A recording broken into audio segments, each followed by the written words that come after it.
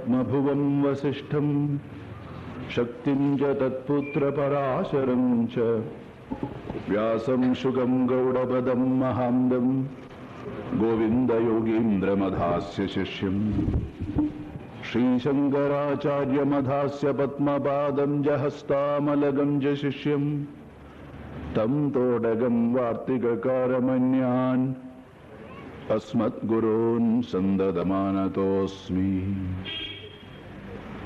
ബ്രഹ്മാനന്ദം പരമസുഗതം കേവലം ജ്ഞാനമൂർത്തിം ദ്വന്ദ്വാതീതം ഗഗനസദൃശം തത്വമസ്യാദിലക്ഷ്യം ഏകം നിത്യം വിമലമചലം സർവധീ സാക്ഷിഭൂതം ഭാവാതീതം ത്രിഗുണരഹിതം സദ്ഗുരും തം നമാമി. ഭാവാതീതം ത്രിഗുണരഹിതം സദ്ഗുരും തം നമാമി. ഭാവാതീതം ത്രിഗുണരഹിതം സദ്ഗുരും തം നമാമി. യം ബ്രഹ്മാ വരുണേന്ദ്രരുദ്രമരുതഃ സ്തുന്വന്തി ദിവ്യൈസ്തവൈഃ വേദൈഃ സാംഗപദക്രമോപനിഷദൈഃ ഗായന്തി യം സാമഗാഃ. ധ്യാനാവസ്ഥിത തദ്ഗതേന മനസാ പശ്യന്തി യം യോഗിനോ യസ്യാന്തം ന വിദുഃസുരാസുരഗണാഃ ദേവായ തസ്മൈ നമഃ. യസ്യാന്തം ന വിദുഃസുരാസുരഗണാഃ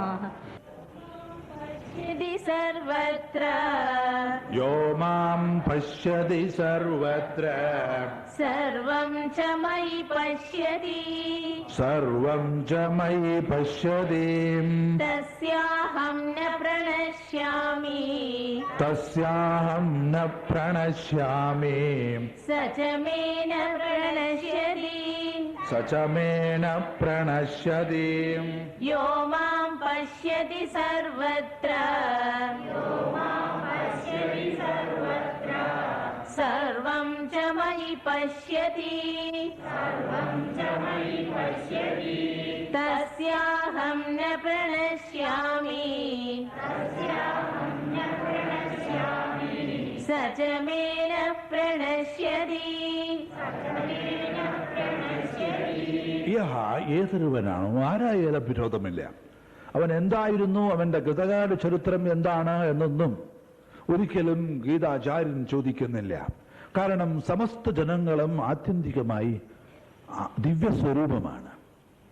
അതുകൊണ്ട് ഏതൊരുവനാണോ മാം സർവത്ര പശ്യതി, തന്നെ എല്ലായിടത്തും ദർശിക്കുന്നത്,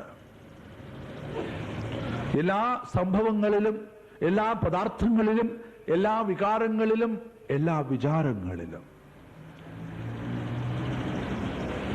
നാം ഏതൊക്കെ ചുറ്റുപാടുകളുമായി ബന്ധപ്പെടുന്നുവോ അതിലെല്ലാം യോ മാം പശ്യത് മാം ശ്രീകൃഷ്ണ പരമാത്മാനം. ഇവിടെ വെറും ദേവകി വസുദേവ പുത്രനായിട്ടുള്ള പാർത്ഥന്റെ സാരഥി അല്ല, പാർത്ഥന്റെ സാരഥിയാണ് അല്ലെന്നല്ല പറയുന്നത്. പക്ഷേ ആ സാരഥി നമ്മുടെ ഓരോരുത്തരുടെയും ആത്മസ്വരൂപവുമാണ്. അത് ആത്യന്തികമായിട്ടുള്ള സുഖമാണ്, എല്ലാറ്റിലും നിറഞ്ഞു നിൽക്കുന്നതായിട്ടുള്ള ചൈതന്യമാണ്. അപ്പോൾ മാം എന്നെ സർവത്ര പശ്യതി എന്ന് വെച്ചാൽ ഈ ലോകത്തിൽ സമസ്ത പദാർത്ഥങ്ങളിലും ഒരു ഘടകമുണ്ട്. എന്താണ് ആ ഘടകം? അസ്തിത്വം. അസ്തിത്വം എന്ന് വെച്ചിട്ടുണ്ടെങ്കിൽ നിലനിൽപ്പ് എന്നർത്ഥം, എക്സിസ്റ്റൻസ്. ഈ മേശ നിലനിൽക്കുന്നു, ഈ വാച്ച് നിലനിൽക്കുന്നു, ഈ മൈക്ക് നിലനിൽക്കുന്നു, സൂര്യൻ നിലനിൽക്കുന്നു, ഞാൻ നിലനിൽക്കുന്നു, നക്ഷത്രം നിലനിൽക്കുന്നു, മേഘം നിലനിൽക്കുന്നു, കടൽ നിലനിൽക്കുന്നു. എല്ലാറ്റിനെയും നാം ഉണ്ട് എന്ന് പറയുന്നു ഇല്ലേ?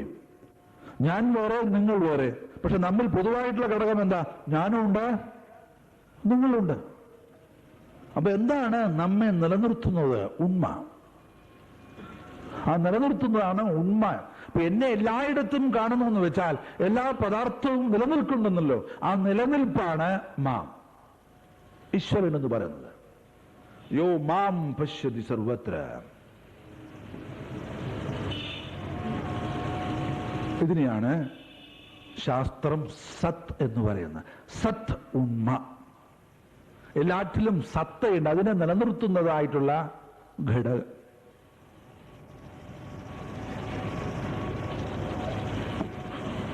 ഈ കേരളത്തിലെ പ്രത്യേകിച്ചിട്ട് അമ്മമാര് കുട്ടികളെ ശാസിക്കുന്ന ഒരു പദമുണ്ട്.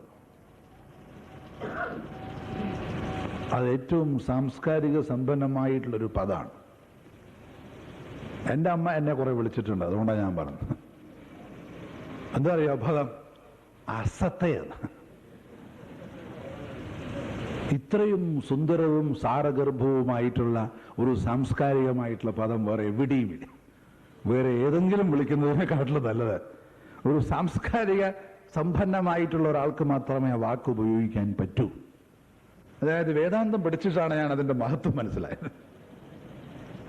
അസത്ത് എന്നുള്ള പദം, അതായത് അസത്ത് എന്ന് വെച്ചാൽ ഉണ്മയല്ലാത്തത് എന്നർത്ഥം, ഈശ്വര സംബന്ധമല്ലാത്തത്, ഈശ്വരനല്ലാത്തത്. അതായത് ഞാൻ നിന്നെ ഈ ലോകത്ത് കൊണ്ടുവന്നത്, പ്രത്യേകിച്ച് അമ്മമാര് പറയുമ്പോ ഞാൻ നിന്നെ ഈ ലോകത്ത് കൊണ്ടുവന്നത് നീ വേറൊരു ഗർഭവാസം, നിനക്ക് വേറൊരു അമ്മ ഇനി ഇല്ലാതാവാനാണ് അർത്ഥം. വീണ്ടും വേറൊരാളെ പോയിട്ട് നീ അമ്മ എന്ന് വിളിക്കണ്ട. കാരണം ഞാൻ നിന്നെ മനുഷ്യനായി മനുഷ്യജന്മം നൽകിയിരിക്കുന്നു. ഈ മനുഷ്യജന്മത്തിന്റെ ആത്യന്തികമായ അർത്ഥം എന്താണ്? സത്തിനെ പ്രാപിക്കുക, ഈശ്വരനെ പ്രാപിക്കുക. അത് പ്രാപിക്കാനല്ലാതെ നമ്മൾ പെരുമാറുകയാണെങ്കിലോ അസത്താണ്. അത് സത്തല്ല എന്നർത്ഥം. അതായത് നല്ല നിലയിലോട്ടല്ല ആ പോക്ക്. അത് വിളിക്കുന്ന ആൾക്കൊരു പക്ഷെ അതിന്റെ അർത്ഥം അറിയണ്ടാവില്ല. പക്ഷെ എങ്കിലും അതിലൊരു ദാർശനികമായ സാംസ്കാരികമായിട്ടുള്ള ഒരു ഭാവം നിറഞ്ഞു നിൽക്കുന്നു. അപ്പോൾ സമസ്ത പദാർത്ഥങ്ങളിലും നിലനിൽക്കുന്ന ആ ഒരു ശക്തിയാണ് സത്ത്. അപ്പോൾ ഏത് രൂപത്തിൽ ഭഗവാൻ ലോകത്തിൽ നിറഞ്ഞു നിൽക്കുന്നു എന്ന് ചോദിച്ചാൽ സത്സ്വരൂപത്തിൽ അദ്ദേഹം എല്ലായിടത്തും നിറഞ്ഞു നിൽക്കും. എല്ലാ പദാർത്ഥങ്ങളിലും സത്താമാത്രേണ്, സത്താരൂപത്തിൽ നിലനിൽക്കുന്നു. എങ്ങനെയാണ് ഈശ്വരൻ എല്ലാവിടെയും ഉണ്ടെങ്കിൽ ഞാൻ എല്ലായിടത്തും അദ്ദേഹത്തെ കാണേണ്ടതെന്ന് ചോദിക്കും നമ്മള്. എല്ലായിടത്തും ഉള്ളത് എല്ലായിടത്തും പ്രകാശിക്കണമെന്നില്ല. സൂര്യന് എല്ലായിടത്തും ഒരുപോലെ പ്രകാശിക്കുന്നു. പാറയിലും പർവ്വതത്തിലും ഭൂമിയിലും സൂര്യൻ പ്രകാശിക്കുന്നു. പക്ഷെ ജലത്തിൽ പ്രകാശിക്കുമ്പോഴോ? ജലത്തിൽ കൂടുതൽ പ്രകാശിക്കുകയല്ല, ഭൂമിയിലോ പാറയിലോ കുറഞ്ഞു പ്രകാശിക്കുകയല്ല. കാരണം ജലത്തിന് സൂര്യനെ അതുപോലെ പ്രകാശിപ്പിക്കുവാനുള്ള കഴിവുണ്ട് എന്നർത്ഥം. അതുപോലെ ഒരു കണ്ടാമൃഗത്തിനോ ഒരു നെരിക്കോ ഒരു ആനയ്ക്കോ തന്നിലുള്ള ചൈതന്യത്തെ അറിയാൻ സാധ്യമല്ല. പക്ഷേ മനുഷ്യനിൽ അങ്ങനെ ഒരു ഉപകരണമുണ്ട്. അവന്റെ ബുദ്ധി ഏറ്റവും പ്രഗത്ഭമായിട്ടുള്ള ഒരു ഉപകരണം. അപ്പോ സർവത്തിലും നിറഞ്ഞു നിൽക്കുന്ന ആ ചൈതന്യത്തെ അതുപോലെ പ്രകാശിപ്പിക്കാൻ നമ്മുടെ ഉള്ളിൽ നമ്മുടെ ഉപകരണങ്ങൾക്ക് കഴിവുണ്ട്. അതാണ് നമ്മുടെ മഹത്വം. എല്ലാറ്റിലും ഉള്ളത് എല്ലാവരും അറിയണമെന്നില്ല. അതറിയുന്നതിന് മനുഷ്യന് മാത്രമേ അതും എല്ലാ മനുഷ്യർക്കും സാധിക്കുകയില്ല. ഇപ്പോ ഓടുള്ളതായിട്ടുള്ള വീട് എന്ന് വിചാരിച്ചോളൂ. ഇന്ന് ഓടുള്ളതായിട്ടുള്ള വീട് തന്നെ അനവധി ഇല്ലല്ലോ. അതുകൊണ്ട് ഓടുള്ളതായിട്ട് വീട് നമ്മൾ പറയണം. അങ്ങനെ അനവധി ഓടുകൾ ഉണ്ടെങ്കിൽ അതിന്റെ മധ്യത്തിൽ ഒരു കണ്ണാടി ഓടുണ്ടെങ്കിലോ, പഴയ വീടുകളിലൊക്കെ ഉണ്ടാവും. എല്ലാ ഓടുകളിലും സൂര്യൻ പ്രതിഫലിക്കുന്നു. പക്ഷെ ആ കണ്ണാടി ഓടിൽ പ്രതിഫലിക്കുമ്പോൾ അത് കൂടുതൽ സ്പഷ്ടമായിട്ട് പ്രകാശിക്കും. അതുകൊണ്ട് മറ്റുള്ള ഓടുകളെ ഇല്ല എന്നല്ല അർത്ഥം. പക്ഷെ ഈ കണ്ണാടി ആ സൂര്യനെ അതുപോലെ പ്രതിഫലിപ്പിക്കുവാൻ യോഗ്യത നേടിയതാണ്. അങ്ങനെ നാം യോഗ്യത നേടുമ്പോൾ നമ്മിലുള്ള സത്യം എല്ലായിടത്തും നിറഞ്ഞു നിൽക്കുന്നതായി കാണും. അതുകൊണ്ട് ഈശ്വരൻ എല്ലായിടത്തും നിറഞ്ഞു നിൽക്കുന്നത് ഉണ്മയുടെ രൂപത്തിലാണ്, നിലനിൽപ്പിന്റെ രൂപത്തിൽ. സൂര്യനുണ്ട്, അപ്പൊ ആ സൂര്യനിലെ ഉണ്മ ഈശ്വരനാണ്. ഞാനുണ്ട്, അപ്പൊ എന്നിലെ ഉണ്മ ഈശ്വരനാണ്. ഒരു വൃക്ഷമുണ്ട്, ആ വൃക്ഷത്തിന്റെ ഉണ്മ ഈശ്വരനാണ്. വൃക്ഷത്തെ എടുത്തു മാറ്റൂ, സൂര്യനെ എടുത്തു മാറ്റൂ, എന്നെ എടുത്തു മാറ്റൂ, എന്താണ് അവശേഷിക്കുന്നത്? പൂർണ്ണമേവാവശിഷ്യത എന്ന് പറയുന്നത്. അതാണ് പൂർണ്ണം. അവിടെ വാക്കുകളില്ല, ഒന്നും പറയാൻ സാധ്യമല്ല. അത് കേവലമായ സത്യമായി. അപ്പോൾ ഇവിടെ യോ മാം പശ്യതി സർവത്ര, ഏതൊരാളാണോ എല്ലായിടത്തും എന്നെ ദർശിക്കുന്നത്, സത്താ മാത്രേണ, അതുപോലെ തന്നെ സർവം ച മൈ പശ്യതി, സമസ്തവും എന്നിൽ ദർശിക്കുന്നത്. രണ്ടും ഒന്ന് തന്നെയാണ്. അങ്ങനെയുള്ള ആൾക്ക് തസ്യാഹം ന പ്രണശ്യാമി, അങ്ങനെയുള്ള ആൾക്ക് ഞാൻ ഒരിക്കലും വിദൂരസ്ഥനാവുന്നില്ല, ഞാൻ ഒരിക്കലും ഇല്ലാതാവുന്നില്ല. സചമേന പ്രണശ്യതി, അതുപോലെ അവൻ എനിക്കും വിദൂരസ്ഥനാവുന്നില്ല. അല്ലാതെ ഈശ്വരനെ അറിയുന്നതായിട്ടുള്ള ആൾ ഏകാകാരമാവുന്നു എന്നാണ്, ഒരേ ഒരു തത്വമാവും. പ്രേമം അതിന്റെ സാഫല്യത്തിലെത്തുന്നത് പ്രേമിക്കുന്ന ആളും പ്രേമിക്കപ്പെട്ട വിഷയവും രണ്ടും ഇല്ലാതാവുമ്പോഴാണ്. ആരാധകൻ ആരാധനയിലൂടെ ആരാധ്യ വസ്തുവിൽ ലയിക്കുന്നു. ആരാധ്യ വസ്തു മാത്രമേ ഉള്ളൂ. അതുകൊണ്ട് നാരദൻ ഭക്തിസൂത്രം തുടങ്ങുന്നത് ഇങ്ങനെയാണ്: പരമപ്രേമ സ്വരൂപാ ഭക്തി. പരമപ്രേമ സ്വരൂപം. നമുക്കൊക്കെ പ്രേമമുണ്ട്, പക്ഷെ പ്രേമം പരമമാവുന്നില്ല. പ്രേമം പരമമാവുമ്പോൾ സ്നേഹിക്കുന്ന ആളും സ്നേഹിക്കപ്പെട്ട വിഷയവും ഇല്ലാതാവുന്നു, സ്നേഹം മാത്രം അവശേഷിക്കുന്നു. അതായത് അദ്വൈതമാവുന്നു എന്ന്. ഭഗവാൻ ആവശ്യവും അതാണ്. നാം അദ്ദേഹത്തെ സ്നേഹിക്കാം, പക്ഷേ അദ്ദേഹം നമ്മെ സ്നേഹിക്കുമോ നമുക്കെങ്ങനെ അറിയാം? അതാണ് ഭഗവാൻ ഇവിടെ രണ്ടും പറയുന്നത്. അതായത് ആരാണോ എല്ലാറ്റിലും എന്നെ കാണുകയും എല്ലാം എന്നിൽ കാണുകയും ചെയ്യുന്നത്, അദ്ദേഹത്തിന് ഞാൻ ഒരിക്കലും ഇല്ലാതാവുന്നില്ല. തസ്യാഹം ന പ്രണശ്യാമി, എന്നും ഞാൻ അദ്ദേഹത്തിന്റെ ദൃഷ്ടിയിലുണ്ട് എന്നർത്ഥം. ശരി, അദ്ദേഹത്തിന്റെ ദൃഷ്ടിയിൽ ഈശ്വരൻ ഉണ്ടാവാം, പക്ഷെ ഈശ്വരന്റെ ദൃഷ്ടിയിൽ അദ്ദേഹമുണ്ടോ? ഈശ്വരൻ പറയുന്നു സചമേന പ്രണശ്യ, അവൻ എന്റെ ദൃഷ്ടിയിൽ എപ്പോഴും ഉണ്ട്. ഒരിക്കലും നാം വിട്ടുമാറുന്നില്ല, വിഭിന്നമാവുന്നില്ല. സചമേന പ്രണശ്യതി. പക്ഷെ ഒരു കാര്യം, അതിന് അദ്ദേഹത്തിന് പൂർണ്ണമായിട്ടുള്ള സ്നേഹം വേണം, അല്ലെങ്കിൽ സാധ്യമല്ല. 50% ഇല്ല അവിടെ. ഒന്നില്ലെങ്കിൽ പൂർണ്ണം, അല്ലെങ്കിൽ വേണ്ട, അത്ര തന്നെ. അതാണ് അതിന്റെ പിന്നിൽ. അപ്പോൾ നമ്മെ മറക്കുന്നു. പ്രസിദ്ധമായിട്ടുള്ള ഉദാഹരണം ദ്രൗപദിയുടെ വസ്ത്രാക്ഷേപം. കുരുസഭയിൽ വെച്ച്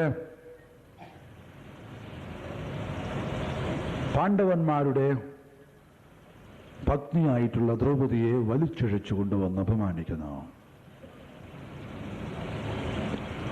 എല്ലാവരോടും ദ്രൗപദി അപേക്ഷിക്കുന്നു. ആർക്കും ഒന്നും ചെയ്യാൻ പറ്റാത്തതായിട്ടുള്ള അവസ്ഥ. ഒരു സഭയുടെ മധ്യത്തിൽ ഭീഷ്മരോട്, പലരോടും, അവിടെ വന്നിരിക്കുന്ന എല്ലാവരോടും അപേക്ഷിക്കുകയാണ് തന്നെ രക്ഷിക്കുന്നതിന് വേണ്ടി. അവർ ഉപയോഗിക്കുന്നതായിട്ടുള്ള വാക്കുകൾ, കർണും മറ്റും അവിടെ ഉപയോഗിക്കുന്നതായിട്ടുള്ള വാക്കുകൾ വളരെയധികം ക്രൂരമാണ്.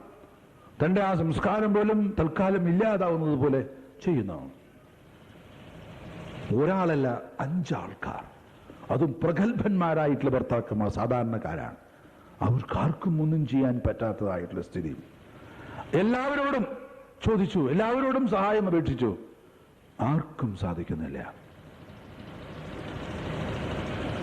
അവസാനം ദുര്യോധനന്റെ ആജ്ഞപ്രകാരം ദുശാസനൻ പൂർണ്ണമായിട്ടും അവരെ അപമാനിക്കാൻ ശ്രമിക്കുന്നതായിട്ടുള്ള സമയത്ത് താൻ സ്വയം രക്ഷിക്കുന്നു. ഇനി ഒരു രക്ഷയുമില്ല. പക്ഷേ ദുര്യോധനന്റെ ശക്തമായിട്ടുള്ള കൈകൾ ദ്രൗപദിയുടെ മൃദുല ഹസ്തങ്ങളെക്കാൾ ശക്തമായതുകൊണ്ട് അവർക്ക് രക്ഷിക്കാൻ സാധിക്കുന്നില്ല. വസ്ത്രം അഴിഞ്ഞഴിഞ്ഞഴിഞ്ഞ് പോകാൻ തുടങ്ങി. തന്റെ കഴിവ് മുഴുവൻ ഉപയോഗിച്ച് തന്റെ വസ്ത്രത്തെ തന്റെ മേലെ നിർത്തുന്നതിന് വേണ്ടി അവർ ശ്രമിച്ചു. സാധിക്കുന്നില്ല. ഉടനെ തന്നെ കൃഷ്ണ എവിടെയാണ് അങ്ങ്? യോ മാം പശ്യതി സർവത്ര എന്ന് പറയുമ്പോൾ ഒരു കൈ വസ്ത്രത്തിലും ഒരു കൈ ഭഗവാൻ അന്വേഷിച്ചു. അപ്പൊ ഭഗവാൻ കൃഷ്ണൻ പറയാണ് 50% അവിടെ 50% ഇവിടെ നടക്കില്ല.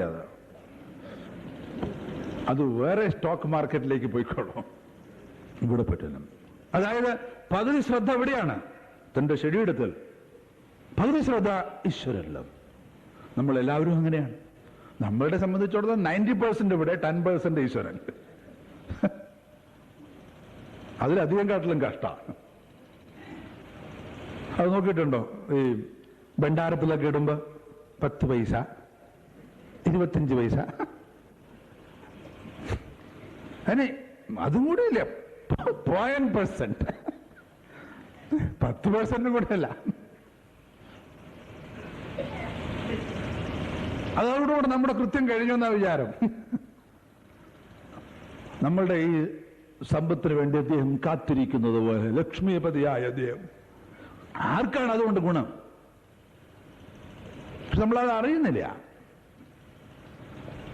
അപ്പോൾ ഇവിടെ പകുതി ഇവിടെ, പകുതി ഇവിടെ. അപ്പോഴും കൃഷ്ണന്റെ യാതൊരു മാറ്റവുമില്ല. അതുപോലെ തന്നെ താൻ തുടർന്നു. അവസാനം ദ്രൗപദിക്ക് മനസ്സിലായി കൃഷ്ണന്, അതായത് കൃഷ്ണനും തന്നെ സഹായിക്കാൻ വരുന്നില്ല എന്ന് പറഞ്ഞപ്പോ താൻ സ്വയം മറക്കുന്നു. സ്വയം മറക്കുമ്പോ ഈ ഇതുവരെ ശരീരത്തിലുണ്ടായിരുന്ന 50% ഉണ്ടല്ലോ, അതും പോയി. കാരണം തനിക്ക് നിലനിർത്താൻ പറ്റുന്നില്ല. രണ്ടു കൈയും ഉയർത്തി കൃഷ്ണ എന്ന് പറഞ്ഞപ്പോ ഇതാ പറയുന്നു, ദാവൺഗരെ പ്രീമിയർ വിൽസ് ബോംബെ ഡൈയിങ്. ഒന്നൊന്നുമല്ല,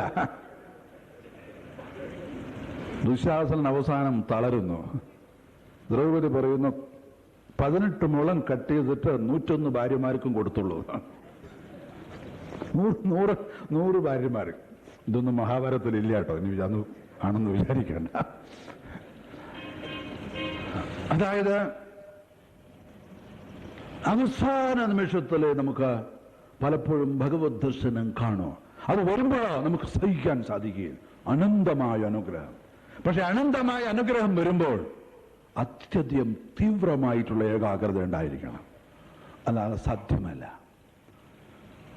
ഏറ്റവും വലിയ ഭക്തനായിട്ടുള്ള നാരദൻ പറയുന്നു, തസ്യ ദൈന്യപ്രിയത്വാച്ച്, അദ്ദേഹത്തിന് മനുഷ്യന്റെ ദീനത വലിയ ഇഷ്ടാണത്രേ. അതായത് എല്ലാം തളർന്ന് അവശനായി, ഒരു നിവൃത്തിയില്ലാതെ എല്ലാവിടെയും കടന്ന് തിരിഞ്ഞ് ഒരു രക്ഷയില്ലാണ്ട് അയ്യോ പാവം എന്ന് നിസ്സഹായമായിട്ടുള്ള അവസ്ഥയിലിരിക്കുമ്പോ അത് ഇങ്ങനെ നോക്കി ചിരിക്കും ഇവനെ കണ്ടിട്ട്, നമ്മളെ ഓരോരുത്തരെയും. തസ്യ ദൈന്യപ്രിയത്വാച്ച്, ദീനത വലിയ ഇഷ്ടമാണ്. അതായത് ഞാൻ ഇത് എനിക്കത് സാധിക്കും, ഇത് സാധിക്കും, ഇങ്ങനെ 100,000 അഭിമാനങ്ങളിൽ ജീവിച്ചു. ഇപ്പോഴോ ഒന്നും പറ്റില്ല, തളർന്നു. അങ്ങനെ പൂർണ്ണമായിട്ടും തളർന്നിരിക്കുമ്പോ നമ്മൾ അദ്ദേഹത്തിൽ ശ്രദ്ധിക്കുന്ന, അദ്ദേഹത്തിന് ആ ശ്രദ്ധ തീവ്രമാകുന്നു, അതിലൊരു കലർപ്പില്ല. അപ്പോ അദ്ദേഹത്തിന്റെ അനുഗ്രഹം ഇങ്ങനെ ഒഴുകുന്നു, അതിനൊരു അവസാനമില്ല. അതിനാൽ സമർപ്പണം അതായത് നമ്മെ പൂർണ്ണമായിട്ടും സമർപ്പിക്കുമ്പോൾ മാത്രമേ നാം ഈശ്വരനെ മറ്റുള്ള സ്ഥലങ്ങളിൽ കാണുകയുള്ളൂ, അതല്ലെങ്കിൽ സാധ്യമല്ല. യോമാം പശ്യതി സർവത്ര, ആരാണോ തന്നെ എല്ലായിടത്തും ദർശിക്കുന്നത്, ആരാണോ എല്ലാം തന്നിൽ ദർശിക്കുന്നത്, സചമേന സർവം ച മയി പശ്യതി തസ്യാഹം ന പ്രണശ. അതായത് അവൻ ഒരിക്കലും എനിക്ക് വിദൂരസ്ഥനല്ല, അതുപോലെ തന്നെ അവനും ഞാൻ വിദൂരസ്ഥനല്ല. എന്ന് വെച്ചാൽ ഈ ദ്വന്ദ്വഭാവങ്ങൾ, 2 എന്നുള്ളതായിട്ടുള്ള ഭാവങ്ങൾ ഇല്ലാതാവുന്നു. ആത്മസാക്ഷാത്കാരം പ്രപഞ്ചത്തിൽ മുഴുവനും ഈശ്വരനെ ദർശിക്കുവാനുള്ള കഴിവാണ്. പിന്നുള്ള ആൾ ഒരു പക്ഷേ ധ്യാനിക്കാതിരുന്നേക്കാം, പിന്നെ അദ്ദേഹത്തിന് ധ്യാനം ആവശ്യമില്ല. എവിടെയൊക്കെ അദ്ദേഹം തിരിയുന്നുവോ, ഏതൊക്കെ അദ്ദേഹം ചിന്തിക്കുന്നുവോ, ഏതൊക്കെ വ്യവഹാരങ്ങൾ അദ്ദേഹം ചെയ്യുന്നുവോ, സമസ്തവും ഈശ്വര ദർശനമാകുന്നു. പിന്നീട് അദ്ദേഹത്തിന്റെ ജീവിതം തന്നെ ഈശ്വര ദർശനം. അതുകൊണ്ടാണ് ഒരു മഹാത്മാവിനെ നാം ദർശിക്കുക, ഒരു മഹാത്മാവുമായിട്ട് സമ്പർക്കം പുലർത്തുക എന്നുള്ളതൊക്കെ ഏറ്റവും വലിയ അനുഗ്രഹമായിട്ട് നമ്മളുടെ ആർഷ പാരമ്പര്യം കരുതുന്നു. ഗുരുബ്രഹ്മ ഗുരുർവിഷ്ണു ഗുരുർദേവോ മഹേശ്വര ഗുരുരേവ പരം ബ്രഹ്മ എന്ന് പറയുമ്പോൾ ഇതിൽ പരം ഗുരുവിനൊരു സ്ഥാനം വേറൊരു ദാർശനിക സമ്പ്രദായവും കൊടുക്കുകയും, ഗുരു തന്നെയാണ് യഥാർത്ഥത്തിൽ സത്യം. ഗുരു മാർഗത്തെ ദർശിപ്പിക്കുന്ന ആളാണ്. പക്ഷെ ആ മാർഗത്തെ കാണിച്ചു തരുന്നതായിട്ടുള്ള ആൾ തന്നെയാണ് നമ്മെ ആ ലക്ഷ്യത്തിലോട്ട് എത്തിക്കുന്നതും എന്നർത്ഥം. മറ്റുള്ള പൂജാ വിഗ്രഹങ്ങളിലൊക്കെ നാം ഈശ്വരനെ ആവഹിക്കണം. ഇവിടെ നാം ഈശ്വരനെ ആവഹിക്കേണ്ട, അദ്ദേഹം ചലിക്കുന്ന ദൈവമാണ്. കാരണം എല്ലായിടത്തും നിറഞ്ഞു നിൽക്കുന്നതായിട്ടുള്ള തത്വത്തെ അദ്ദേഹം സാക്ഷാത്കരിച്ച ആളാണ്. അതുകൊണ്ട് അദ്ദേഹത്തിൻ്റെ ദർശനം, അദ്ദേഹവുമായിട്ടുള്ള സംഭാഷണം, അദ്ദേഹവുമായിട്ടുള്ള സഹവാസം, അദ്ദേഹത്തുള്ളതായിട്ടുള്ള സേവനം ഏറ്റവും ശ്രേഷ്ഠമായി കണക്കാക്കുന്നു. ഈശ്വര അനുഗ്രഹമുള്ളവർക്ക് മാത്രമേ ഈശ്വര സാക്ഷാത്കാരം സിദ്ധിച്ച ആളുകളെ ദർശിക്കാൻ സാധിക്കുകയുള്ളൂ. മാത്രമല്ല, വീണ്ടും ഈശ്വര അനുഗ്രഹം ഉള്ളപ്പോഴേ അവരുടേതായിട്ടുള്ള ജീവിതത്തിൽ, അവരുടേതായിട്ടുള്ള ജീവിതചര്യയിൽ നമുക്ക് ആദരവുണ്ടാവുകയുള്ളൂ. അവർ എത്തിച്ചേർന്നതായിട്ടുള്ള ആ ഭാവത്തെ നമുക്കും എത്തിച്ചേരണം എന്നുള്ളതായിട്ടൊരു ആഗ്രഹം ഉണ്ടാവണമെങ്കിൽ ആ മൂല്യങ്ങളെ നമുക്ക് ആദരിക്കാനുള്ള സംസ്കാരം ഉണ്ടായിരിക്കണം. ഇത് എല്ലാവർക്കും വന്നു ചേരും. അവർ ഈ നിർദ്ദേശിക്കപ്പെട്ടതായിട്ടുള്ള കാര്യങ്ങൾ ജീവിതത്തിൽ പകർത്തുമെങ്കിൽ അതല്ലാതെ ഒരിക്കലും സാധിക്കുകയില്ല. തസ്യാഹം ന പ്രണശ്യാമി. അദ്ദേഹത്തിന്, ആ മനുഷ്യൻ ഒരിക്കലും ഞാൻ വിദൂരസ്ഥനല്ല എന്ന് വെച്ചാൽ താനും ഈശ്വരനും ഒന്നാണെന്നുള്ളതായിട്ടുള്ള ഐക്യഭാവം വരുമ്പോൾ പിന്നെ ഇങ്ങനെ നാം തരംഗത്തിന് എപ്പോഴും ജലത്തിൽ നിന്നും മാറി നിൽക്കുവാൻ സാധിക്കുമോ? സമുദ്രത്തിന് പറയാം തരംഗം ഒരിക്കലും എന്നിൽ നിന്നും വിദൂരമല്ല. തരംഗത്തിനും പറയാം സമുദ്രം എന്നിൽ നിന്നും ഒരിക്കലും വിദൂരസ്ഥമല്ല. അതായത് ഇത് രണ്ടും ഏക ആകാരമായിട്ടുള്ള ഒരു ഭാവമാണ് എന്നർത്ഥം. അതുകൊണ്ട് പരമമായ തത്വത്തെ സാക്ഷാത്കരിച്ചതായിട്ടൊരു മഹാപുരുഷന് പ്രപഞ്ചത്തെ മുഴുവനും ഈശ്വര സ്വരൂപമായിട്ട് ദർശിക്കുന്നു. ഒരു ഉപനിഷത്ത് ആരംഭിക്കുന്നത് തന്നെ ഇങ്ങനെയാണ്: ഈശാവാസ്യമിതം സർവം. ഈ കാണുന്ന പ്രപഞ്ചം മുഴുവനും ഈശ്വരനാൽ നിറഞ്ഞിരിക്കുന്നു എന്നർത്ഥം.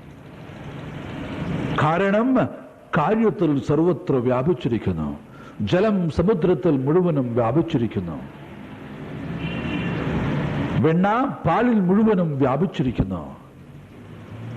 അതുപോലെ അസ്തിത്വം പരമമായിട്ടുള്ള സത്സ്വരൂപം ഈ പ്രപഞ്ചത്തിന്റെ സമസ്ത കേന്ദ്രങ്ങളിലും നിറഞ്ഞു നിൽക്കുന്നു. ആ അസ്തിത്വത്തെ സ്വന്തം സ്വരൂപമായിട്ട് സാക്ഷാത്കരിക്കുകയാണ് ധ്യാനം. ധ്യാനത്തിൽ കണ്ടതായിട്ടുള്ള ആ സത്യത്തെ എല്ലായിടത്തും ദർശിക്കുകയാണ് ആധ്യാത്മികമായിട്ടുള്ള ജീവിതം എന്നർത്ഥം. അങ്ങനെയുള്ള ആള് പിന്നെ അദ്ദേഹത്തിന് ധ്യാനിക്കേണ്ട ആവശ്യമില്ല. ധ്യാനിക്കാം, ധ്യാനിക്കാതിരിക്കാം. അദ്ദേഹം ഏത് വിധത്തിൽ പെരുമാറണം, ഏത് വിധത്തിൽ അദ്ദേഹം ഇരിക്കണം എന്ന് ആർക്കും നിശ്ചയിക്കാൻ പറ്റുകയില്ല എന്നർത്ഥം. കാരണം അദ്ദേഹം ഏത് പ്രകാരം ഇരിക്കണമെന്ന് അദ്ദേഹം നിശ്ചയിക്കും. കാരണം ഒരിക്കലും അദ്ദേഹത്തിൻ്റെ ഔന്നത്യം, അദ്ദേഹത്തിൻ്റെ സാക്ഷാത്കാരം വേറൊരു ഘടകത്തെ ആശ്രയിച്ചിട്ടല്ല ഇരിക്കുന്നത്. മറ്റുള്ളവരുടെ അംഗീകാരവും മറ്റുള്ളവരുടേതായിട്ടുള്ള അളവുകോലും നാം സംതൃപ്തിപ്പെടുകയാണെങ്കിൽ നിങ്ങൾ നിങ്ങളായിട്ട് ജീവിക്കുകയല്ല, അവരുടെ പ്രതീക്ഷയ്ക്കനുസരിച്ച് നിങ്ങൾ ജീവിക്കുകയാണ്. അത് നിങ്ങളുടെ ജീവിതമല്ല, അത് അസ്വതന്ത്രമാണ്. അവരുടെ പ്രതീക്ഷയെ ആശ്രയിച്ചിരിക്കുന്നു. നിങ്ങളുടെ പുരോഗതി പൂർണ്ണമായും സ്വതന്ത്രമാണ്. ആന്തരികമായിട്ടുള്ള ഒരു ഉയർച്ചയാണ്. അത് അവനവന് മാത്രമേ അറിയൂ, വേറൊരാൾക്കറിയില്ല. ഞാൻ നിദ്രയിൽ ചെന്നോ, നിദ്രയിൽ എത്തിയോ എന്ന് എനിക്കല്ലാതെ വേറെ ആർക്കറിയാം? വേറെ ആർക്കും അറിയുകയില്ല. അതുപോലെ എൻ്റെ ഈ പരിമിതമായിട്ടുള്ള അഹങ്കാരം, ഞാൻ എന്ന് സദാസമയവും അനുഭവിച്ചുകൊണ്ടിരിക്കുന്നതായിട്ടുള്ള ഈ വ്യക്തിത്വം സ്വയം പരമമായിട്ടുള്ള ആ സത്യത്തിൽ ലയിച്ചു എന്ന് എനിക്കല്ലാതെ വേറൊരാൾക്കറിയാൻ സാധ്യമല്ല. ഏറ്റവും പ്രഗത്ഭമായിട്ടുള്ള സ്റ്റേറ്റ്മെന്റാണ്. അതുകൊണ്ട് സർവത്ര ഈശ്വര ദർശനമാണ് ഈശ്വര സാക്ഷാത്കാരത്തിന്റെ അളവുകോൽ. അത് ധ്യാന സമയത്ത് മാത്രമല്ല. ധ്യാന സമയത്ത് നാം അഭ്യാസം ചെയ്യുന്നു. ഇപ്പോൾ ശ്രവണ സമയത്ത് നാം ഇത് കേൾക്കുന്നു. അതുപോലെ നാം ധ്യാന സമയത്ത് ഈ കേട്ടതിനെ നാം ഉറപ്പിക്കുന്നു. ഉറപ്പിച്ചു കഴിഞ്ഞ ശേഷം പിന്നെ നാം എവിടെ, ഏത് ഭാഗത്ത്, ഏത് വിധത്തിലുള്ള പ്രവൃത്തി ചെയ്താലും ആ വീക്ഷണത്തിൽ നിന്നും നാം മാറുന്നില്ല എന്നർത്ഥം. മാത്രമല്ല, യോ മാം പശ്യതി സർവത്ര, വീണ്ടും ഭഗവാൻ അതിന് ഊന്നിപ്പറയുകയുണ്ടായി. ഏതൊരാളാണോ മാം എന്നെ സർവത്ര പശ്യതി, സമസ്ത ദൃശ്യങ്ങളിലും, നല്ലതിലായാലും ശരി ചീത്തയിലായി കഴിഞ്ഞാലും ശരി, സദാസമയവും മാറിക്കൊണ്ടിരിക്കുന്നതായിട്ടുള്ള സമസ്ത ദൃശ്യനിരകളിലും ആരാണോ എന്നെ കാണുന്നത്, യോ മാം പശ്യതി സർവത്ര സർവം ച മയി പശ്യതി, അതുപോലെ സമസ്തവും എന്നിൽ ദർശിക്കുന്നത്. ഇത് എന്നിൽ എന്ന് പറയുമ്പോൾ ഈ ശരീരമല്ല ഉദ്ദേശിക്കുന്നത്, നമ്മുടെ ശരീര മനോബുദ്ധികളെ പ്രവർത്തിപ്പിക്കുന്നതായിട്ടുള്ള ആ മഹത് ചൈതന്യം. ഈ കൃഷ്ണനോട് മുമ്പ് അമ്മ വന്നു തിന്നോ വായു തുറക്കൂ എന്ന് പറഞ്ഞതായിട്ടുള്ള സമയത്ത് ആ കുട്ടി പേടിച്ചുകൊണ്ട് വായു തുറക്കുന്നു. ഓ, എന്തൊരു ഉദാത്തമായിട്ടുള്ള ഭാവ ആവിഷ്കരണമാണ്. വടിയും കൊണ്ട് ഇങ്ങനെ പോകുന്ന സമയത്ത് കണ്ണു ചിമ്മുന്നു അത്ര ആ കുട്ടി പേടിച്ചിട്ട്, അമ്മ ഇപ്പോൾ തല്ലും എന്ന് വിചാരിച്ചിട്ട്. ആര് ഭയന്നിട്ടാണോ സൂര്യനും ചന്ദ്രനും നക്ഷത്രങ്ങളും ജീവരാശികളും മുഴുവനും പ്രവർത്തിക്കുന്നത്, ആ മഹാത്മാവ്, ആ പൂർണ്ണം ബ്രഹ്മസനാതനം അമ്മയുടെ വാത്സല്യത്തിന് മുമ്പിൽ ഇതാ കിടന്നു വിറയ്ക്കുന്നു. ഭയം എന്തൊരു ആവിഷ്കാരമെന്ന് നോക്കൂ. വ്യാസന്റെ മഹാത്മ്യം ഇതിലധികം പറയാൻ. അവസാനം നിർബന്ധിക്കുന്ന സമയത്ത് ആ വായു തുറക്കുന്ന, ആ വായു തുറക്കുന്നതിലൂടെ ചെറിയൊരു കുട്ടി അത് വായു തുറക്കുന്നതോടുകൂടെ പിന്നെ ആ വായിന്റെ ചുണ്ടിന്റെ ഫ്രെയിം ഉണ്ടല്ലോ അത് ഇല്ലാതാവും. അതിനെ പിന്നെ കാണുന്നില്ല യശോദ. കണ്ടാൽ ജഗത്തിനെ അവിടെ കാണാൻ സാധിക്കുകയില്ല. ഭഗവാന്റെ വായാണ് കാണുന്നത്, വായാണ് നോക്കുന്നതെങ്കിൽ കൂടെ അതിനുള്ളിൽ സമസ്ത വായുകളെയും കാണുന്നു. ആനയുടെ വായ, പുലിയുടെ വായ, സിംഹത്തിന്റെ വായ, സമസ്ത ജലങ്ങള്. 53 സെന്റിമീറ്റർ നീളമുള്ളതായിട്ടുള്ള TV സ്ക്രീനിൽ നിങ്ങൾ പ്രപഞ്ച ദൃശ്യം മുഴുവനും കാണുന്ന സമയത്ത് പിന്നെ ആ ഫ്രെയിമിനെ കുറിച്ച് ബോധമുണ്ടോ? ഇല്ല. കാരണം ദൃശ്യത്തിന്റെ രസവുമായി നാം താദാത്മ്യം പ്രാപിക്കുന്നതോടുകൂടെ അത് TV ആണെന്ന് നമ്മൾ ഓർക്കുന്നില്ല. അനന്തമായ കടൽ, അനന്തമായിട്ടുള്ള ആകാശം, അനവധി എറോപ്ലെയിനുകൾ പോകുന്നു, എയർഫോഴ്സിന്റെ എക്സർസൈസ് നടക്കുന്നു ആകാശത്ത്. എവിടെ? ഈ സ്ക്രീൻ. അതുപോലെ ഭഗവാൻ ഈ വായ തുറന്നതായിട്ടുള്ള സമയത്ത് അത് വായാണെന്നുള്ള ഓർമ്മ ഇല്ലാതാവുന്നോ? കാരണം അവിടുത്തെ അനന്തമായ സംഭവങ്ങൾ. ഇതുപോലെ നാം ഇതാണ് എന്ന് നമുക്ക് ഇന്ന് തോന്നുകയാണ്. നാം ഇതാണ് എന്ന് എപ്പോഴും നമുക്ക് തോന്നുന്നുണ്ടോ? ഉറങ്ങുന്നതായിട്ടുള്ള സമയത്ത് നാം ഇതാണോ? അല്ല. ഞാനല്ലാതാവുന്നു, നിങ്ങൾ അല്ലാതാവുന്നു, ഒരു കുറ്റവാളി അല്ലാതാവുന്നു, ഒരു ജ്ഞാനി അല്ലാതാവുന്നു, ഒരു സമ്പന്നൻ അല്ലാതാവുന്നു, ഒരു ദരിദ്രൻ അല്ലാതാവുന്നു. കാരണം എല്ലാവിധത്തിലുള്ള പരിമിതമായ വ്യക്തിത്വങ്ങളും ഉറക്കത്തിലില്ലാതെ അപ്പോഴും ഞാനില്ലേ? അപ്പോൾ ഞാൻ ആരാണ്? ഈ ശരീരമല്ല, ശരീരത്തിന് അതീതമായിട്ടും ഞാൻ സ്ഥിതി ചെയ്യുന്നു. അപ്പോൾ ഞാൻ എന്ന് വെച്ചാൽ എന്താണ്? ഈ ഉദാഹരണം നമ്മൾ മനസ്സിലാക്കിയാൽ കൃഷ്ണന്റെ വായു തുറക്കുന്നതോടുകൂടെ ആ ചെറിയ വായുടെ ആ ആകൃതി മറ്റേ യശോദയ്ക്ക് നഷ്ടമാകും. അത് ആ ഒരു രൂപഭാവം ഇല്ലാതാവുന്നു. അതോടുകൂടെ ഉള്ളിലെ സംഭവ നിരകളുമായി താതാത്മ്യം പ്രാപിക്കും. താൻ ആരാണ് കാണുന്നത്, എന്താണ് കാണുന്നത് ബോധ്യമില്ല. അതുപോലെ സമസ്തവും എന്നിൽ ദർശിക്കുന്നു എന്ന് പറയുമ്പോൾ ധ്യാനത്തിലൂടെ മാത്രം അറിയേണ്ട സംഗതിയാണ്, വാക്കുകളെ കൊണ്ട് വിവരിക്കാൻ. അതുകൊണ്ടാണ് ഇത്രയും ശ്ലോകങ്ങൾ ധ്യാനത്തിനെ കുറിച്ച് പ്രതിപാദിച്ചത്.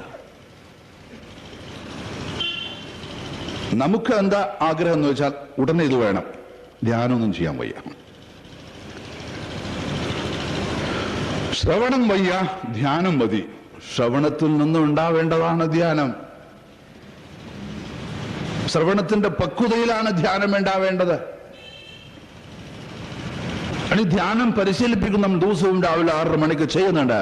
പക്ഷെ എങ്കിലും അത് നമ്മൾക്കൊരു അനുകൂലമായ ഒരു അന്തരീക്ഷം ഉണ്ടാക്കാൻ വേണ്ടി ചെയ്യുന്നു എന്ന് മാത്രം. പക്ഷേ കുറെ കഴിയുമ്പോൾ ഞാൻ നിർദ്ദേശിക്കുന്നതായിട്ടുള്ള തത്വങ്ങളും പോലെ നിങ്ങൾക്ക് ഭദ്രമായിട്ട് തോന്നും. എനിക്ക് ഭദ്രമായിട്ട് തോന്നുന്നുണ്ട്, ഞാൻ പറയും. പക്ഷെ പറയാതിരിക്കാൻ നിവൃത്തിയില്ല. കാരണം അനവധി പശ്ചാത്തലത്തിലുള്ള മനസ്സുകളാണ്. എല്ലാവരും ഒരുപോലെ ചിന്തിക്കുമോ? ഇല്ല. അപ്പൊ ഓരോരുത്തരുടെയും തലത്തിൽ അവർക്ക് രുചിക്കുകയും അവർക്ക് കയറാവുന്നതുമായിട്ടുള്ള പടികളിലൂടെ വേണം ചിന്തിക്കാൻ. കാരണം ശ്രോതാക്കൾ വക്താവിന് എന്തറിയുന്നു എന്നുള്ളതിനല്ല പ്രാധാന്യം കൊടുക്കുന്നത്, എനിക്ക് മനസ്സിലാവുന്ന വിധത്തിൽ വക്താവ് എന്ത് പറയുന്നു എന്നുള്ളതാണ്, അതിനാണ് പ്രാധാന്യം. ആ തലത്തിലോട്ട് ഇറങ്ങി വന്നിട്ടില്ല. അതായത് ഒരു യഥാർത്ഥത്തിലുള്ള വക്താവിന്റെ 50% മനസ്സ് ശ്രോതാവിന് കൂടിയിരിക്കും. തന്റെ വാക്കുകൾ ഏത് വിധത്തിലാണ് മറ്റുള്ള മനസ്സുകളിൽ പ്രതികരണം ഉണ്ടാക്കുന്നതെന്ന് താൻ തന്നെ കാണുന്നു. എപ്പോൾ മാത്രമേ ഈ ആശയം പകർന്നു കൊടുക്കുന്നത് സജീവമാകുന്നുള്ളൂ. പല മനസ്സുകളിൽ അത് ഒരു ശക്തമായിട്ടുള്ള ആഘാതം സൃഷ്ടിക്കും. അതുവരെ സൃഷ്ടിക്കുകയില്ല. അന്തര്യാമി എന്ന നിലയിൽ അർജുനന്റെ മനസ്സിൽ എന്തൊക്കെയാണ് നടക്കുന്നത് എന്ന് നമ്മെക്കാട്ടിലും ഏതൊരു ആചാര്യനെക്കാട്ടിലും കൂടുതൽ വ്യക്തമായി ശ്രീകൃഷ്ണൻ അറിയാം. ഞാനും ഇവിടെ സൂചിപ്പിക്കുന്നത് സമസ്തവും എങ്ങനെയാണ് എന്നിൽ കാണുന്നത് എന്ന്. സ്വപ്നത്തിൽ നിങ്ങൾ സമസ്തവും നിങ്ങളിൽ കാണുന്നില്ലേ? നിങ്ങൾ കിടന്നുറങ്ങാൻ പോകുന്നു. ഉറങ്ങുന്നതായിട്ടുള്ള നിങ്ങൾ ഒരു വലിയ ലോകത്തെ അനുഭവിക്കുന്നു. ഇവിടെ രാത്രി സൂര്യൻ അസ്തമിച്ചിരിക്കുന്ന സമയത്ത് നിങ്ങളുടെ ഹൃദയ ചക്രവാളത്തിൽ സൂര്യൻ ഉദിക്കുന്നു. ആ സൂര്യൻ ആരാണ്? ആ ഭൂമണ്ഡലം ആരാണ്? അവിടെ ഇടിയും മഴയും മിന്നലും എല്ലാം ഉണ്ടാകുന്നു. അതാരാണ് എന്ന് ആ സമയത്ത് നമ്മൾ അറിയുന്നില്ല, അല്ലേ? കാരണം ആ സമയത്ത്, സ്വപ്ന സമയത്ത് നാം ആ സ്വപ്ന സൃഷ്ടിക്ക് വിധേയമാകുന്നു. അത് എന്റെ രചനയാണെന്ന് ഞാൻ ആ സമയത്ത് അറിയുന്നില്ല. പക്ഷെ ഉണർന്ന ശേഷമോ സ്വപ്നം ബാഷ്പീകരിക്കപ്പെടുന്നുവോ? ഇല്ല, അത് എന്നിൽ തന്നെയാണ് അസ്തമിക്കുന്നത്. ഉണർന്ന ശേഷം നമുക്ക് മനസ്സിലാവുന്നു സമസ്തവും എന്നിലാണ് എന്ന്. ഒരു പ്ലാനറ്റോറിയത്തിൽ പോകും. ആധുനിക ശാസ്ത്രവും സാങ്കേതിക വിദ്യയും വികസിക്കുന്നതോടുകൂടെ ആശ്രജ്ഞാനത്തിന് മഹത്വം വർദ്ധിക്കുകയാണ്. അതൊരിക്കലും അന്യഥാവത്കരിക്കപ്പെടുന്നില്ല. കൂടുതൽ കൂടുതൽ പ്രബലമാവുകയാണ് ഈ ആശയം. ഒരു 7-8 മീറ്റർ റേഡിയസ് ഉള്ളതായിട്ടുള്ള റൂഫ്, പ്ലാനറ്റോറിയത്തിലെ ആ മുകൾ നില, ഗോളാകൃതിയിലുള്ളതായിട്ടുള്ള ഭാവം, ഒരു 7 മീറ്റർ അതിന് റേഡിയസ് ഉണ്ടെങ്കിൽ 14 മീറ്റർ ഡയമീറ്റർ ഉള്ളതായിട്ടുള്ള വൃത്തം. ഇത്രയേ ഉള്ളൂ. പക്ഷെ നമ്മൾ ഉള്ളിൽ ചെന്ന് അവിടെ ഷോ തുടങ്ങിക്കഴിഞ്ഞാൽ, ആകാശം നോക്കിക്കഴിഞ്ഞാൽ പിന്നെ അത് 14 മീറ്ററാ? വെറും 45 മിനിറ്റ് ഷോയിൽ നിങ്ങളെ സൂര്യഗ്രഹണത്തിലോട്ട് നയിക്കുന്നു, ചന്ദ്രഗ്രഹണത്തിലോട്ട് നയിക്കുന്നു. അനന്തമായ നക്ഷത്രങ്ങൾ എവിടെയാണ് ചെന്ന് അവസാനിക്കുന്നതെന്ന് കാണാൻ സാധ്യമല്ല. ആകാശഗംഗകൾ നാം അവിടെ കാണുന്നു, ഇല്ലേ? ഇതൊക്കെ എവിടെയാണ്? വെറും 14 മീറ്റർ റേഡിയസ് ഡയമീറ്റർ. ഇത് വാസ്തവല്ലേ? അല്ല എന്ന് പറയാൻ പറ്റുമോ? ഇപ്പോ സർവവും എന്നിൽ എങ്ങനെയാണ് കാണുന്നത് എന്ന് ചോദിച്ചാൽ ഒരേ ഒരു സമാധാനമേ ഉള്ളൂ. ഭഗവാൻ നിർദ്ദേശിക്കപ്പെട്ടതായ രീതിയിൽ നാം അനുഷ്ഠിക്കുക. വാക്കുകളെ കൊണ്ട് ഒന്നും ആവുകയില്ല. വാക്കുകൾക്ക് ശക്തി ഉണ്ടാവണമെങ്കിൽ ആ വാക്കുകളുടെ പിന്നിലുള്ള ആശയം നാം സ്വയം ആയിത്തീരണം. അതല്ലാതെ സാധ്യമല്ല. ആ ദൃശ്യം ഈ യോമാം പശ്യതി സർവത്ര, ആരാണോ ഏതൊരാളാണോ എന്നെ എല്ലായിടത്തും കാണുന്നത്, സർവം ചമയി പശ്യതി, സർവവും ഉണർന്ന ഉടനെ തന്നെ സ്വപ്നം മുഴുവനും തന്നിലാണെന്ന് ബോധ്യമാവുന്നു. ഇനിയോ ആ സ്വപ്നം കണ്ടുകൊണ്ടിരിക്കുമ്പോൾ തന്നെ ഞാൻ അതിനെക്കുറിച്ച് ബോധവാനാണെന്നിരിക്കട്ടെ, എങ്കിൽ നമുക്ക് സ്വപ്നം കാണുമ്പോൾ തന്നെ ഇതൊക്കെ ഞാനാണ്, ഈ പുല്ലുകളുടെ ഹരിത നിറം ഞാനാണ്, ഈ നദിയുടെ പ്രവാഹം ഞാനാണ്, ഈ കരയിൽ മേഞ്ഞുകൊണ്ടിരിക്കുന്നതായിട്ടുള്ള കന്നുകാലികൾ ഞാനാണ്. കാരണം എല്ലാം എൻ്റെ മനസ്സാണ്. പാറയുടെ കാഠിന്യം, ഭൂമിയിലെ ഫലവൃഷ്ടി, എല്ലാം സമസ്തവും ഞാൻ എന്ന് നമുക്ക് സ്വപ്നം കണ്ടുകൊണ്ടിരിക്കുമ്പോൾ അതിനെക്കുറിച്ച് ബോധവാനായി എങ്കിൽ സർവഭൂതസ്ഥമാത്മാനം, അവിടെ നടക്കുന്നത് മുഴുവനും നമ്മുടേതാണെന്ന് നമുക്കറിയാം. ഉണർന്നു കഴിഞ്ഞാൽ അത് മുഴുവനും എന്നിലാണെന്ന് ബോധ്യം. ഇതുപോലെ ആ പരമമായിട്ടുള്ള ഭാവത്തിലോട്ട് ഉയരുന്നതായിട്ട് മഹാത്മാവ് ധ്യാന സമയത്ത് മാത്രമൊന്നുമല്ല അദ്ദേഹം ഈശ്വരനെ അനുഭവിക്കുന്നത്. അതൊക്കെ താൽക്കാലികങ്ങളായിട്ടുള്ള മഹാത്മാക്കള്. ഓഫ് ദ പ്ലാറ്റ്ഫോം ആസാമി, ഓൺ ദ പ്ലാറ്റ്ഫോം സ്വാമി. അങ്ങനെയല്ല. 24 മണിക്കൂറും 365 ദിവസവും സമസ്ത സമയങ്ങളിലും ഏത് ഭാഗങ്ങളിലായാലും ശരി സർവത്ര സമദർശന. കാരണം തനിക്ക് ആ വീക്ഷണമല്ലാതെ വേറൊരു വീക്ഷണം ഇല്ല. താൻ ആ ഭാവത്തിലോട്ട് ഉയർത്തപ്പെട്ടു. സർവചരാചരങ്ങളിലും തന്നെ കാണുന്നു. അങ്ങനെയുള്ള ആൾക്ക് തസ്യാഹം ന പ്രണശ്യാമി, അതായത് എന്നെ ഏതൊരാളാണോ യോമാം പശ്യതി സർവത്ര, സർവദൃശ്യങ്ങളിലും കാണുന്നത്, അതുപോലെ സർവദൃശ്യവും എന്നിൽ കാണുന്നത്, തസ്യാഹം ന പ്രണശ്യാമി, അവന് ഞാൻ ഒരിക്കലും ഇല്ലാതാവുന്നില്ല, ഞാൻ ഒരിക്കലും അവന് വിദൂരസ്ഥനല്ല എന്നർത്ഥം. സചമേന പ്രണശ്യതി, അവൻ എനിക്ക് വിദൂരസ്ഥനല്ല എന്ന് മാത്രമല്ല അവനും ഞാൻ വിദൂരസ്ഥനല്ല. അത് നാം എപ്പോഴും തമ്മിൽ അറിഞ്ഞുകൊണ്ടിരിക്കുന്നു എന്നാണ്. അതായത് അദ്ദേഹവും ഭഗവത് ഭക്തനും ഭഗവാനും ഒന്നാണ് എന്നുള്ള ഭാവം. നാരദൻ ഭക്തിസൂത്രത്തിൽ പറയുന്നു, തന്മയാ, അവർ തന്മയമായി കഴിഞ്ഞു എന്നാണ്. അതുമായി തദാകാരമായി കഴിഞ്ഞിരിക്കുന്നു എന്നാണ്. ഇനിയും ആ ആത്മസാക്ഷാത്കാരത്തിന്റെ മഹിമയെ, അതായത് സർവത്ര ഈശ്വരൻ നിറഞ്ഞു നിൽക്കുന്നതായിട്ടുള്ള ഭാവത്തെ വീണ്ടും ഭഗവാൻ പ്രതിപാദിക്കുന്നു. അടുത്ത ശ്ലോകം.